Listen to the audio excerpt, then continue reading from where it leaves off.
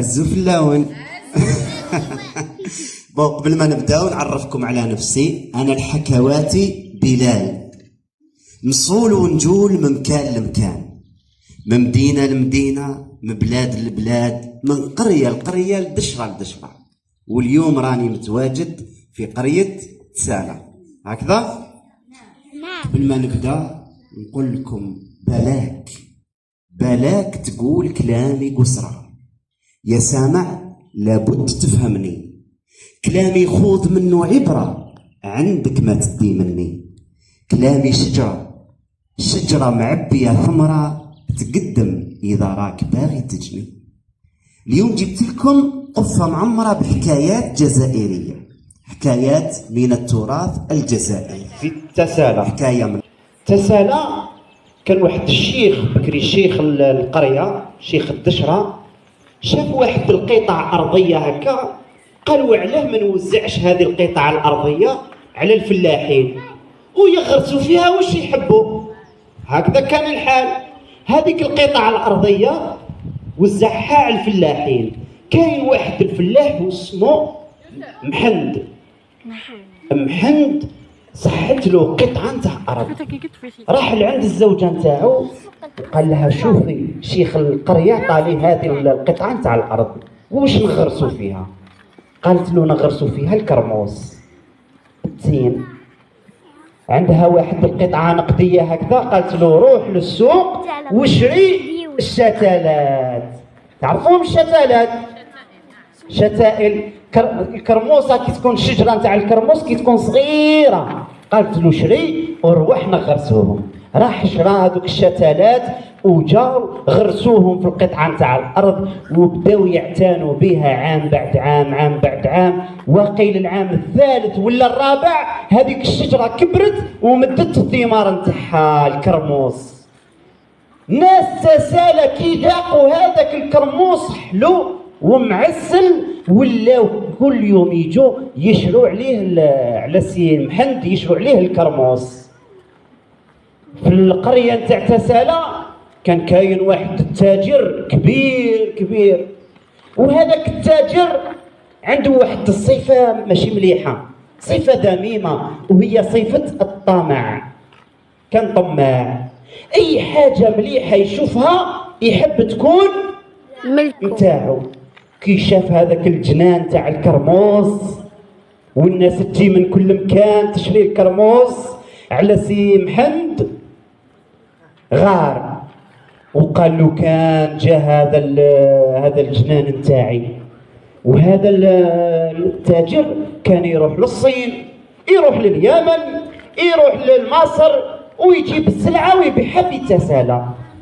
راح عند الشيخ نتاع القرية وهدالو واحد السيف هكذا، هذاك السيف تاع اليمن، وقال له هاك نهدي لك هذا السيف. غدوة من ذاك قال له هاني جبت لك هذه القطعة نتاع القماش الحريري، جبتها لك من الصين، هاك نهديها لك هدية. غير غدوة جاب له واحد القطعة أثرية، قال له نهدي لك هذه القطعة أثرية جبتها من مصر. هو كان يهدي له هذوك القطع وهذوك الهدايا، كانت عنده خطة في راسه. النهار الثالث قال له يا سيدي شيخ القرية حبيت نقصدك. قال له اقصد الحاجة اللي تطلب منها راني هنا واجد. قال له كاين واحد القطعة نتاع أرض أنا حبيت لو كان هذيك القطعة تولي نتاعي. وشنو القطعة؟ قال له الجنان تاع محمد، سي محمد. قال له خلاص من غدوة إن شاء الله راه نتاعك، ونعطوا له هو قطعة واحدة أخرى. غدوة إن شاء الله أرواح ونعطي لك الأوراق. مسكين سي محمد راح عند الزوجة نتاعو حزين. قالت له واش بيك يا زوجة تاعي راك حزين اليوم؟ وحكى لها حكاية انه شيخ القرية راح يدي هذيك القطعة نتاع الجنان تاع الكرموس ويمدها للتاجر الكبير. قالت له ما تخممش الحل راه عندي. هذاك النهار شدت صناج وراحت للجنان، خيرت الكرموسات الكبار مع السنين، دارتهم الصناج وراحت عند زوجة شيخ القرية. قالت وعطت لها الصناج، قالت هاكي نهدي لك هذا الصناج تاع الكرموس، شافت هذيك زوج شيخ القبيله، شافت كرموس، قالت لها هذا كرموس هايل، قالت لها ولكن خساره من التاريخ تاع اليوم ما راحش تزيدي هذا تشوفي هذا الكرموس. قالت لها وعلاه؟ وحكات لها الحكايه باللي الزوج تاعك راح يمد هذه القطعه هذا الجنان تاع الكرموس للتاجر. قالت لها ما تقلقيش روحي. راحت عند الزوج تاعها اللي هو شيخ القبيله القريه الفيلاج، وعطات له هذاك الكرموس وبدا ياكل في الكرموس، ياكل. قال لها في حياتي ما كليت كرموس حلو كيما هذا. وحكات له قالت له من يوم ما تزيدش تحلي. قال لها علاه؟ هذا الكرموس راح تمد الجنان هذا للتاجر، والتاجر ماهوش فلاح ما يقدرش يعتني بالجنان، كل واحد خدمته. قال لها معليش. في اليوم الثاني جاء سي محمد وجا التاجر عند شيخ القريه، وشيخ القريه والتاجر راه يستنى باش يعطيله الكواغط نتاع الجنان، والجنان يولي ملكه. اعطى الكواغط هذوك للسي محمد.